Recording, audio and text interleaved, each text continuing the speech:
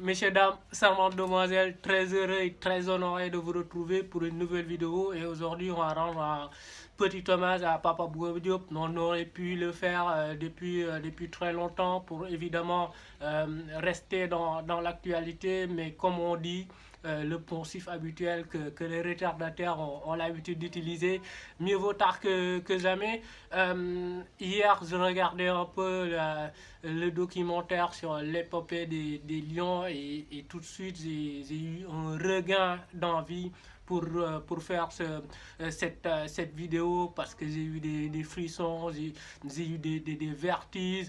Ça doit faire la 1001e fois que je dois regarder cette épopée 2002 et à chaque fois c'est comme si c'était en direct, c'est comme si je vivais la chose en direct, c'est comme si j'étais retourné en 2002 parce qu'il y avait une telle ambiance, il y avait une telle joie de vivre, c'était enthousiasmant, c'était emballant, cette équipe qui vivait d'une harmonie, mais d'une mutualité mais exceptionnelle, les joueurs qui étaient vraiment très proches, il y avait une symbiose, une synergie entre les joueurs, ça rigolait, ça taquinait, voilà, c'était des vrais frères, c'était des vrais fous, on a envie de dire, et comme le dit le dicton, plus on est de fous, plus on rigole, et les mecs, c'était des vrais oufs, quoi.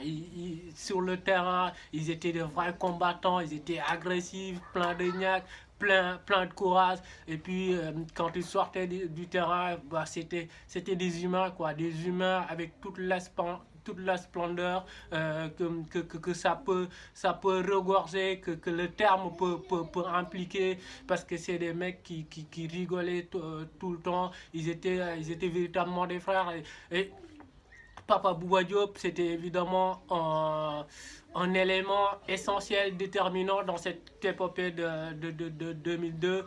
On rappelle, il restera à jamais le premier buteur de l'histoire du Sénégal dans une phase finale de Coupe du Monde. C'est lui qui a marqué le but face à la France, ce fameux but face à la France dont tous les Sénégalais vont se souvenir, dont tous les Africains vont se souvenir évidemment. Ça va pas rester un héros simplement sénégalais, mais c'est un héros africain. Parce qu'en Afrique, lorsqu'il y a une Coupe du Monde, quand il y a un Africain qui joue, tous les Africains, ils sont derrière cette équipe africaine. Et aujourd'hui, moi, parmi les hommages qui ont été rendus par Papa Bouba Diop, j'ai vu des étrangers, des gens qui étaient du Maghreb et qui se rappelaient de ce but et qui disaient, mais au moment où il marquait ce but, moi j'étais en CM2 et on était aux anges, on était tout contents, on sautait partout. Et c'est justement extraordinaire ce jour-là.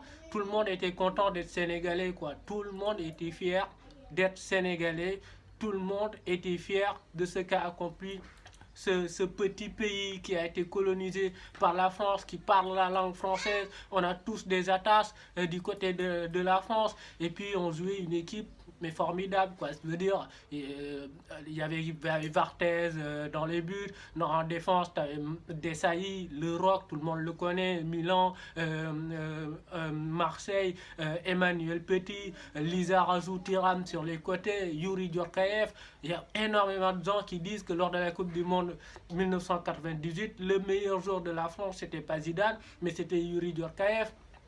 Tu avais Thierry Henry, meilleur buteur du championnat anglais avec Arsenal, Djibril Cissé.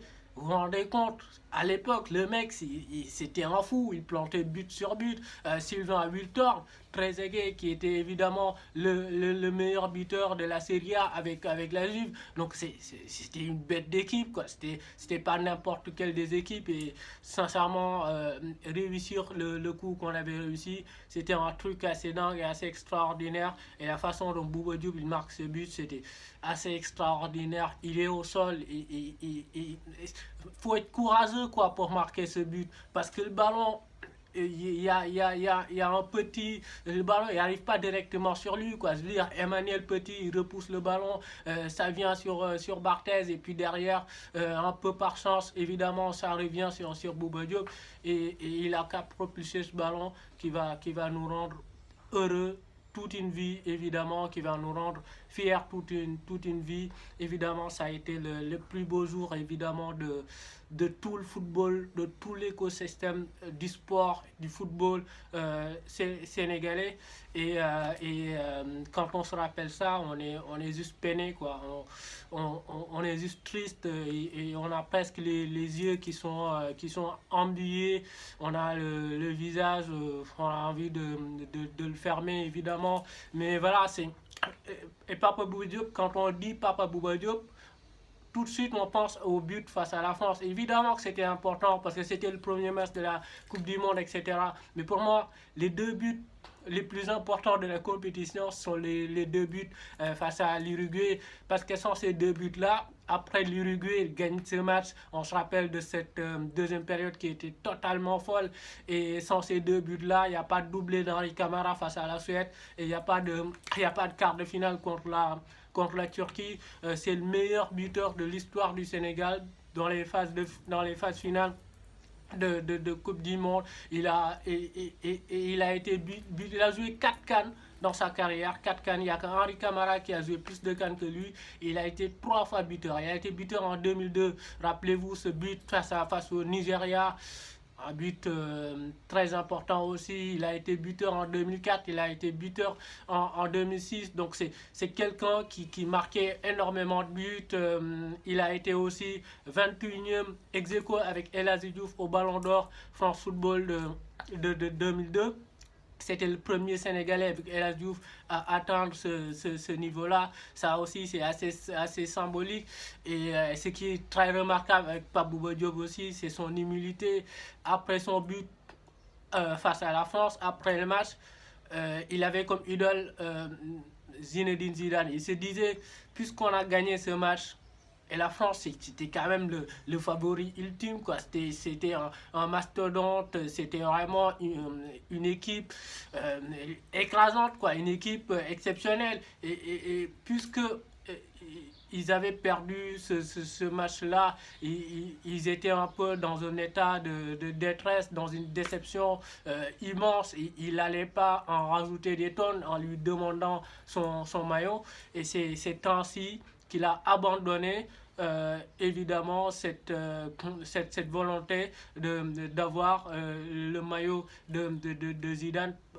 Et pourtant il aurait bien aimé l'avoir, et parce que le Sénégal a gagné la France, il s'est dit non, c'est pas le moment d'aller l'embêter et de lui demander son maillot.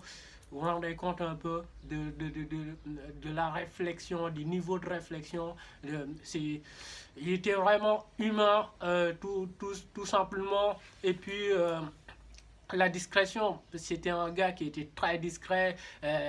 Henri Camara l'embêtait trop souvent. C'était vraiment le seul qui pouvait aller le sarrier un peu, le bouger. Mais c'était un gars très discret. Et la preuve parfaite, c'est sur sa maladie. Il a gardé la discrétion jusqu'à sa mort. Personne n'a jamais rien su, et il a gardé évidemment sa dignité jusqu'au bout.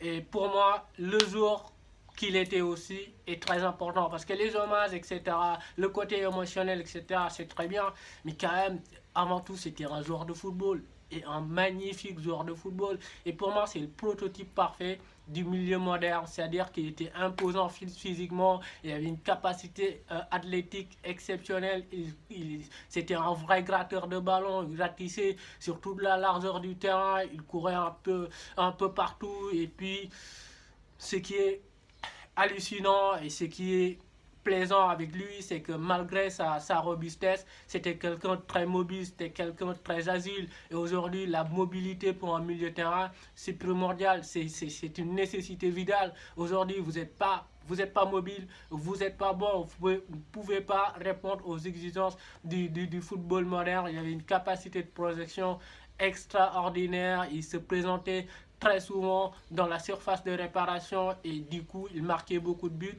Et Henri Camara qui disait dernièrement que avoir Papa Bouba Diop dans une équipe, c'est une bénédiction pour tout le monde et pour les attaquants. C'est-à-dire que quand les attaquants dans un match, ils sont terriblement dans la difficulté, il peine à trouver les espaces, il peine à trouver la faille, tu avais toujours Papa Bouba Diop qui arrivait en seconde lame, un peu comme le fait les milieux de terrain de Liverpool. Hein. Vous savez, ces milieux de terrain qui arrivent toujours en seconde lame, en second rideau, et qui se mettent très souvent dans des situations pour évidemment marquer un but et libérer toute une équipe. C'était évidemment le cas de Papa Bouba Diop et c'est justement aujourd'hui ce qui nous manque. Combien de fois on a critiqué le manque de mobilité, le manque d'agilité, le manque de créativité de nos milieux de terrain. Aujourd'hui, on a quasiment plus un milieu de terrain qui marque des buts. Lui, il avait une frappe de balle qui était terrible, des tirs de loin qui étaient terribles, il était exceptionnel. Vraiment, c'était un dur sur l'homme. C'était pas un cadeau de jouer contre lui et c'est pas Paul Scholes qui dira le contraire. Paul Scholes, tout le monde le connaît, quoi. Excellent joueur. Quand on lui dit quel a été le joueur, qui a été le joueur qui vous a le plus marqué, il n'a pas réfléchi deux fois. Et il a cité le nom de Papa Bouba Diop. Vous connaissez Papa Bouba Diop, ce géant-là, qui avait joué à Portsmouth, Fulham, Birmingham, West Ham. Il a même gagné une FA Cup. Ouais, c'était extraordinaire. Et vraiment, très très grand hommage. Vraiment, repose en paix, Papa Bouba Diop. On se rappelle tous de cette célébration qui est devenue iconique, mythique, absolument. Il marque ce but, poteau de corner, et puis il étale le maillot et puis c'est cette chorégraphie qu'on a tous répété. On l'a tous répété cette chorégraphie quand on était enfant. Vraiment, on était aux anges à cette époque-là. On se rappelle tous quand il y avait un but. On sortait tous des maisons, tout le monde sortait des maisons et on allait célébrer le but en dehors et à la fin des matchs, mais c'était incroyable, c'était la folie absolue, c'était l'enthousiasme, l'effervescence, il y avait une effusion mais incroyable, mais on courait de partout, t'avais les klaxons des voitures, les vuvuzelas, les bruits de moto, mais en temps normal, ça t'emmerde quoi, les klaxons, les bruits de moto, mais c'était extraordinaire à entendre les klaxons, c'était simplement fabuleux. On se ruait tous vers une destination. Nous, on était à Thiès et la destination préférée des Thiessois, c'était la place de l'Indépendance. Tout le monde y allait, quoi. C'était incroyable. C'était une communion mais vraiment formidable. Et pour moi, en termes d'émotion, en termes de plaisir, en termes de divertissement, on va jamais revivre ça, on va jamais revivre ça. Et je plains les 99, les 98 et les 2000, etc., qui n'ont pas pu vivre cette époque.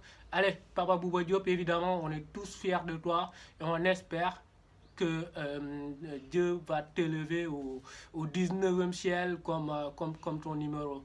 Allez, merci de nous avoir fait plaisir. Maintenant, on prie tous Dieu de te rendre ça au centuple. Repose en paix, Papa Bouba Diop.